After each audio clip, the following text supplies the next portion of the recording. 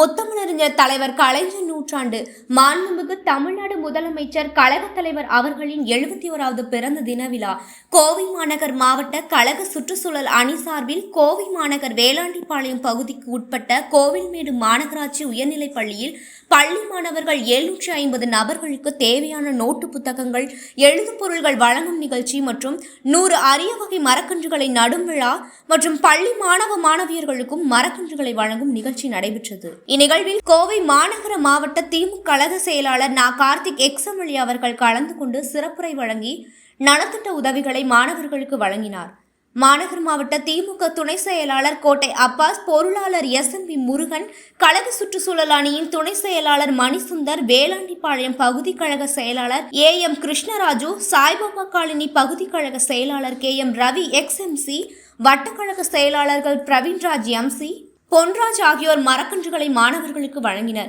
கோவை மாநகர் மாவட்ட திமுக சுற்றுச்சூழல் அணி அமைப்பு திருமதி ஸ்ரீ சத்யா கோவை தங்கம் தலைமையில் மாநகர் மாவட்ட சுற்றுச்சூழல் அணியின் துணைத் தலைவர் அருள்குமார் முன்னிலையில் நடைபெற்ற இந்நிகழ்ச்சியில் துணை அமைப்பாளர்கள் கி தேவதாஸ், ஜவஹர், வெள்ளிங்கிரி, வேளாண்டிப்பாளையம் பகுதி நிர்வாகிகள், கழக நிர்வாகிகள்,